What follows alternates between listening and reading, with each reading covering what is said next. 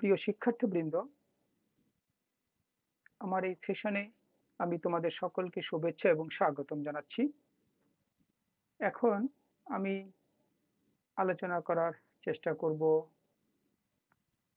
Mechanical engineering materials সাবজেক্টের নির্ধারিত সিলেবাসে ইউনিট 6 থেকে টপিক 6.6, 6.7 এবং 6.8, যেখানে আলোচনা করতে হবে describe colour code, mention the use of different types of paint,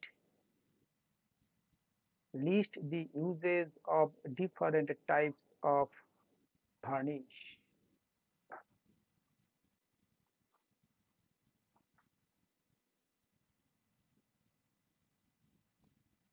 শিক্ষার্থীবৃন্দ,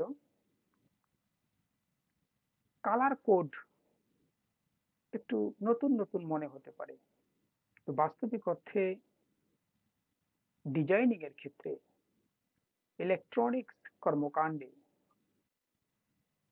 বিভিন্ন রকমের প্রযুক্তিগত বা টেকনোলজিক্যাল অ্যাক্টিভিটিস এর ক্ষেত্রে কালার কোড হচ্ছে একটি আদর্শ পদ্ধতি, যে পদ্ধতির মাধ্যমে সুনির্দিষ্টভাবে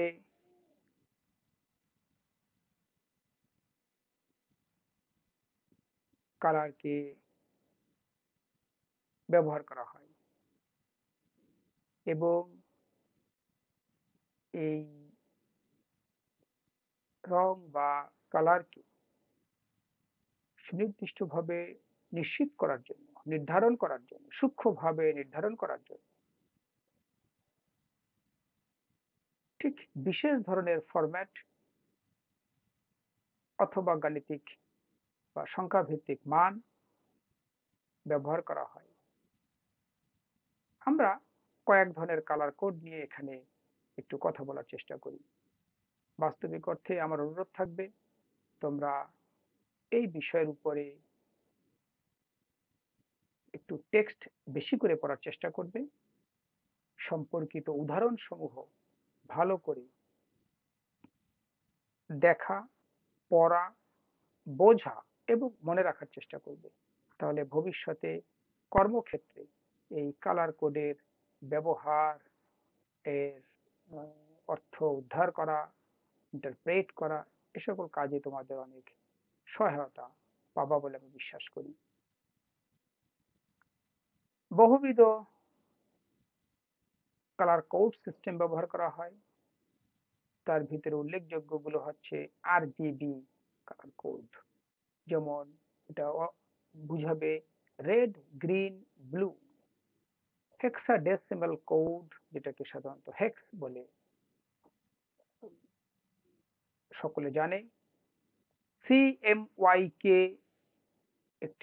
এক ধরনের পদ্ধতি, যেখানে মূলত বোঝানো হয় সায়ান, ম্যাজেন্টা, ইয়েলো, কি বা ব্ল্যাক। HSL কালার কোড, যেখানে বোঝানো হয় হিউ, স্যাচুরেশন এবং লাইটনেস।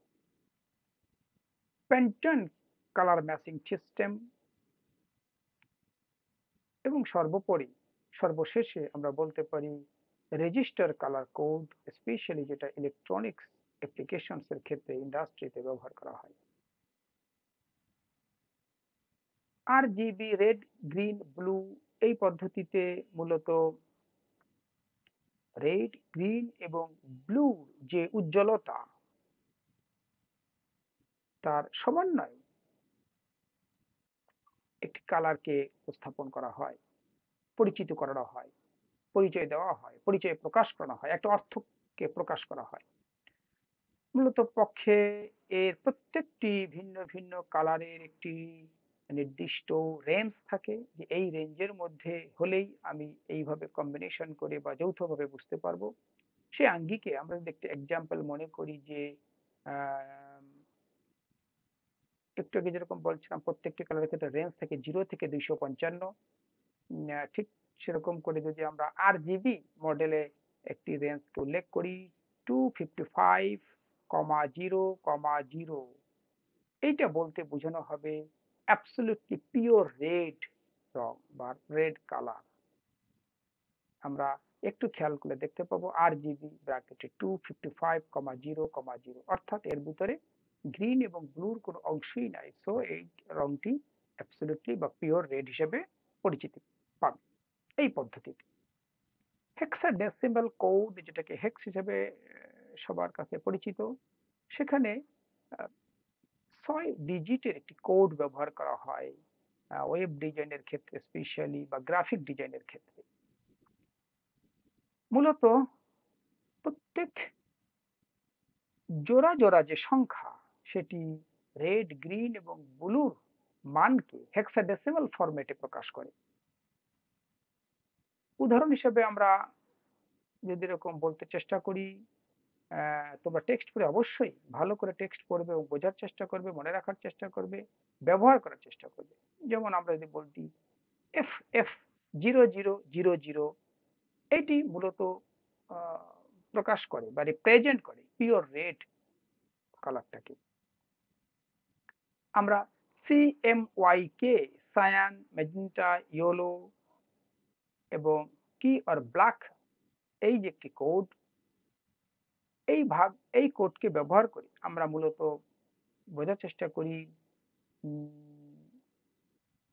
প্রিন্টিং এর ক্ষেত্রে আহ, যে কালিগুলো ব্যবহার করা হয় তার পার্সেন্টেজ কেমন হবে বা হওয়া উচিত বা আছে। যদি একটা উদাহরণ দিয়ে আমরা বোঝা বা দেখানোর চেষ্টা করি বা বলার চেষ্টা করি, এরকম হতে পারে CMYK ব্র্যাকেট 0,100,100,100, আবার বলি CMYK, 0,100,100,100,0। এই যে একটি ফরম্যাট CMYK, এখানে এই ভাবে যদি লেখা থাকে CMYK পদ্ধতিতে, তাহলে আমরা বুঝবো এই লেখার মাধ্যমে, এই সংখ্যাগুলোর মাধ্যমে এটিকে প্রকাশ করা হচ্ছে অ্যাবসলিউটলি বা পিওর রেড কালারকে। HSL, হিউ, স্যাচুরেশন এবং লাইটনেস একটি কালার কোড সিস্টেম। এটি মূলত কালারকে নির্দেশ করে, সংজ্ঞায়িত করে। কার উপরে ভিত্তি করে? কালার টাইপের উপরে। হিউ, কালার টাইপটা কেমন, স্যাচুরেশন বা ইন্টেন্সিটি কেমন, এবং লাইটনেস বা ব্রাইটনেসের অবস্থাটা কেমন। যেমন HSL পদ্ধতিতে আমরা যদি একটা উদাহরণ দেখার চেষ্টা করি, তাহলে আমরা এরকম বুঝতে পারবো যে HSL, 0, HSL bracket 0,100%, 50% bracket close, এইভাবে যদি উল্লেখ থাকে বা উল্লেখ করা হয়, তাহলে বোঝা যাবে HSL, hue, saturation, lightness colour code সিস্টেমে এটি হচ্ছে pure red. Pantone colour matching system, এই পদ্ধতি একটি হচ্ছে আদর্শ সিস্টেম, বিশেষ করে প্রিন্টিং এবং ম্যানুফ্যাকচারিং ক্ষেত্রে যে বিশেষ ধরনের শেড দেওয়া হয় সেক্ষেত্রে।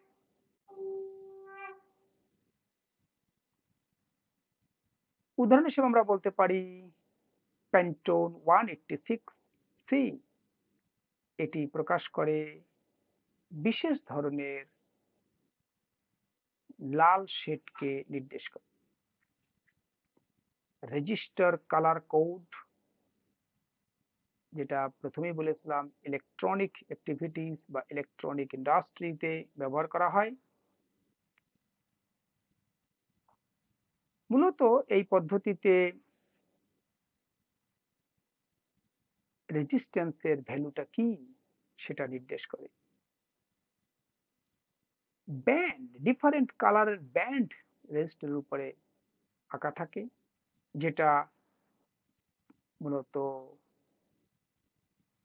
নিউমেরিক ভ্যালু অথবা এর গুণিতককে প্রকাশ করে।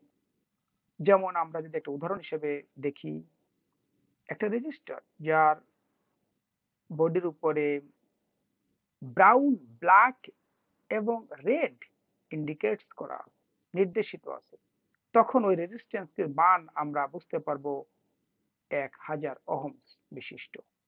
এইভাবে ইলেকট্রনিক্স ইন্ডাস্ট্রিতে কালার কোডের মাধ্যমে ইকুইপমেন্টের মানকে প্রকাশ করা হয় বা ডিভাইসের মানকে চিহ্নিত করা হয়। এই হচ্ছে কালার কোডের বিষয়। শিক্ষার্থীবৃন্দ, ডিফারেন্ট টাইপস অফ পেইন্টস এর যে ব্যবহার সেটা আমরা এরকম বলতে পারি যে অয়েল বেস পেইন্টস, যেটা মূলত আমরা কাঠের উপরে বা মেটালিক সারফেসের উপরে ব্যবহার করি বা ব্যবহার করা হয়। কমন অ্যাপ্লিকেশন হচ্ছে দরজা, জানালা, ফার্নিচার, আউটডোর স্ট্রাকচার এরকম। ওয়াটার বেস পেইন্টস, যেটাকে সাধারণত অ্যাক্রিলিক বা ল্যাটেক্স পেইন্টস বলা হয়, এগুলো মূলত ওয়াল, সিলিং এবং অপরাপর অভ্যন্তরীণ সারফেসকে দ্রুত শুকনো করার জন্য, শুকিয়ে দেওয়ার জন্য, অথবা আম, কম দুর্গন্ধযুক্ত এই আঙ্গিকে এটি খুব আদর্শ একটি পেইন্ট। এটি প্রায়শই আবাসিক এবং কমার্শিয়াল বা বাণিজ্যিক যে দালান কোঠা সেখানে ব্যবহার করা হয়। Enamel paint, known for their glossy finish, অর্থাৎ এনামেল পেইন্টস হচ্ছে তাদের উজ্জ্বল মসৃণতার জন্য খুবই প্রথিতযশা খ্যাতিসম্পন্ন একটি পেইন্ট। মূলত বিভিন্ন ধরনের সরঞ্জামাদি, মেশিনারি, ভেহিকেলস এর সারফেসের উপরে এটি ব্যবহার করা হয় এবং ব্যবহার করে মূলত ওয়েদার এবং ওয়্যার বা ক্ষয় প্রতিহত করতে বেশ সাহায্য করে। ডিসটেম্পার পেইন্ট ইউজুয়ালি খুব কম খরচে যে ওয়াটার বেস পেইন্ট গুলো ব্যবহার করা হয় এবং খুব সাময়িক সময়ের জন্য, অল্প দিন যাতে এটি সুরক্ষিত থাকে সেই উদ্দেশ্যে, সেক্ষেত্রে ডিস্টেম্পার পেইন্টস থেকে চুজ করা হয়। অ্যান্টি করসিভ পেইন্টস মূলত পাইপলাইন, ব্রিজ, ইন্ডাস্ট্রিয়াল ইকুইপমেন্ট এই সকল বিষয়কে মরিচার হাত থেকে রক্ষা করার জন্য, এই সকল স্ট্রাকচার গুলোকে মরিচার হাত থেকে রক্ষা করার জন্য অ্যান্টি করসিভ পেইন্টস ব্যবহার করা হয়। ফায়ার রেজিস্ট্যান্ট পেইন্টস, একেবারেই নাম থেকে আমরা বুঝতে পারি যে মূলত বিল্ডিং, ওয়্যারহাউস, ইন্ডাস্ট্রি, প্লান্টস যেগুলো থাকে সেক্ষেত্রে যদি কিনা আগুন ধরেও যায় সেটাকে স্লো ডাউন করার জন্য, ধীর গতিতে বা তাকে উস্কে না দেওয়ার জন্য, খানিকটা তার যে প্রবাহ পথ, তার যে আগুয়ান যে একটি বেগ সেটিকে খানিকটা ধীর গতি করে দেওয়ার জন্য খুব সহায়ক। হিট রেজিস্ট্যান্ট পেইন্টস আমরা মূলত ফার্নেস, চিমনি, এক্সজস্ট সিস্টেমস এর যে তলসমূহ সেখানকে আমরা এই হাই টেম্পারেচার সহনক্ষম যে সকল পেইন্ট সেগুলোকে ব্যবহার করি। ওয়াটারপ্রুফ পেইন্টস তো অনেকটা আমরা ধারণা আগে থেকেই পেয়ে গিয়েছি, সেটা হচ্ছে যে সকল দেয়াল, বাথরুম, কিচেন বা অন্যান্য যে সকল সারফেস সমূহ যেখানে আর্দ্রতা বা পানির সংস্পর্শে প্রায়শই আসবে, সেই ওয়াটার ড্যামেজ থেকে রক্ষা করার জন্য এই ওয়াটারপ্রুফ পেইন্ট ব্যবহার করা হয়। Uses of different types of varnishes, এটা নিয়ে যদি আমরা কথা বলতে চেষ্টা করি তাহলে আমরা দেখব পেইন্টের মতোই এর বহু মাত্রায় ব্যবহার আছে। যেমন অয়েল বেসড ভার্নিশ, এটি মূলত furniture, floors, outdoor wooden structures এ ব্যবহার করা হয় মূলত ময়েশ্চার এবং ক্ষয় প্রতিরোধকারী হিসাবে। ওয়াটার বেসড ভার্নিশ আমরা ব্যবহার করি মূলত পরিবেশ বান্ধব এবং কম দুর্গন্ধযুক্ত ইনডোর ফার্নিচার সমূহ উপর। পলিইউরেথেন ভার্নিশ আমরা ব্যবহার করি খুব জনসমাগম হয় এরকম কোনো উডেন ফ্লোর বা সিঁড়িঘর বা এরকম কোনো উপরিতল বিশিষ্ট সারফেস যেখানে স্ক্র্যাচ রেজিস্ট্যান্স ফ্যাসিলিটি বা ক্যাপাবিলিটি থাকবে, ডিউরেবল হবে, এরকম ক্ষেত্রে। অ্যাক্রিলিক ভার্নিশ ব্যবহার করি আমরা বিশেষ বিশেষ যে শৈল্পিক কার্যক্রম, ডেকোরেটিভ আইটেম, সেখানে গ্লসি ভার্নিশ মূলত উডেন ফার্নিচার এবং তাদের তলসমূহকে আরো উজ্জ্বল করার জন্য, আরো আউটলুকিং বৃদ্ধি করার জন্য, সৌন্দর্য বর্ধন করার জন্য মূলত গ্লসি ভার্নিশ ব্যবহার করা হয়। ম্যাট ভার্নিশ, আমরা এর আগে ভার্নিশ সম্পর্কে যখন আলোচনা করছিলাম অন্যান্য ক্লাস সমূহে, তখন আমরা এরকম জেনেছিলাম যে সাধারণত যে সারফেসের উপরে ব্যবহার করব সেটাকে খুব রিফ্লেকটিভ হতে হবে এমন না। এরকম যখন ইচ্ছা হবে বা এরকম যখন প্রয়োজন পড়বে, কিন্তু সারফেসের ডিউরেবিলিটি থাকবে, তারপরে ওয়্যার রেজিস্ট্যান্স থাকবে, এই ক্ষেত্রে আমরা ম্যাট ভার্নিশ ব্যবহার করে থাকি। এক্সটেরিয়র ভার্নিশ সাধারণত ব্যবহার করা হয় আল্ট্রাভায়োলেট রেকে প্রতিহত করার জন্য, বা আবহাওয়াকে প্রতিহত করার জন্য, যেখানে খুব বিরূপ আবহাওয়া থাকে, যে সকল ডেস্ক বা ফেন্সিং এরকম ক্ষেত্রে, আউটডোর উডওয়ার্কের ক্ষেত্রে আমরা স্পেশালি এক্সটেরিয়র ভার্নিশ ব্যবহার করি। প্রিয় শিক্ষার্থীবৃন্দ, আমরা এতক্ষণ ধরে দেখার চেষ্টা করলাম, বোঝার চেষ্টা করলাম এবং আলোচনা করার চেষ্টা করলাম যে আসলে আহ, আমাদের যে কালার কোড কি এবং কেমন ভাবে সেটি প্রকাশিত হয়, কি তার অর্থ থাকে বিভিন্ন সিস্টেমে, পেইন্টস এর ব্যবহার, বিভিন্ন রকম পেইন্টস কোথায় কোথায় কিভাবে ব্যবহৃত হয় সেটি, এবং একই সাথে বিভিন্ন রকমের যে ভার্নিশ, তাই বা কোথায় কোথায় কোন আঙ্গিকে ব্যবহৃত হয়, এটি আমরা জানলাম এবং বোঝার চেষ্টা করলাম। পুনরায় আবারও বলতে চাই, শিক্ষার্থীবৃন্দ, তোমরা অধিক মাত্রায় সহায়ক বা সম্পর্কযুক্ত টেক্সট পড়বে, তোমাদের ধারণাকে আরো বাড়িয়ে নেওয়ার চেষ্টা করবে। এই অনুরোধ জানিয়ে আমি আমার এখনকার সেশন এখানে শেষ করছি। তোমাদেরকে ধন্যবাদ।